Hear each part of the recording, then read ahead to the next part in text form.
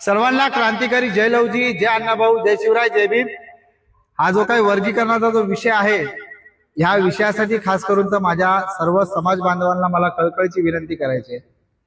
आणि ही विनंती याच्यामुळे, हा वर्गीकरणाचा लढा ज्या दिवशी होणार आहे त्या दिवशी एवढं नक्की लक्षात ठेवा की याच्यामध्ये खारीचा वाटा आहे, म्हणून हा अधिकार दाखवायला किंवा मी होतो हे सांगायला आपण तिथे असणं गरजेचं आहे।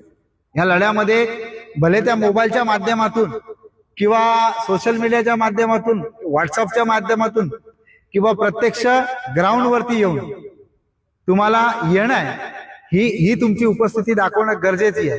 त्याचं कारण असं आहे की वर्गीकरण जे आहे ना, हे जितकं होणं गरजेचं आहे ना, तितकंच तुमचा सुद्धा स्वतःचा सहभाग हा त्या विषयाला असणं गरजेचं आहे।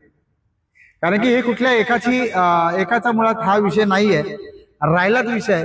ज्या दिवशी वर्गीकरण होणार त्याच्यानंतरला 10 वर्ष 20 वर्षानंतर तुम्ही सुद्धा सांगाल की या लढ्यामध्ये आम्ही होतो, माझा बाप या लढ्यामध्ये होता, या लढ्यामध्ये माझा आजा होता, मी लहान असताना होतो, असं तुम्ही छाती ठोकून सांगणार आहात। एक इतिहास जो मुळात मातंग समाजाचा जो इतिहास आहे, जर तो थोडक्यात जर घ्यायचा झाला, ज्यावेळेस आपण गुन्हेगार समाज म्हणून होतो तेव्हा सुद्धा आपल्याला त्याच्यातून बाहेर काढणारा कोणी नव्हता। आणि आज संविधानाच्या आधारावरती आपण मागत असताना सुद्धा काही लोक त्याच्यावर टीका टिप्पणी करतायत। म्हणजे आम्हाला सुरुवातीपासून विरोधच हा आम्हाला पत्करावा लागला आणि आजही आम्हाला तेच दिसतंय। तर माझी अशी विनंती आहे विरोध करणाऱ्याला, आमच्या खांद्याला खांदा लावून तुम्ही आम्हाला खास करून तर ह्या लढ्यासाठी तुम्ही सपोर्ट केला पाहिजे, मदत केली पाहिजे, आमची सावली तुम्ही बनला पाहिजे।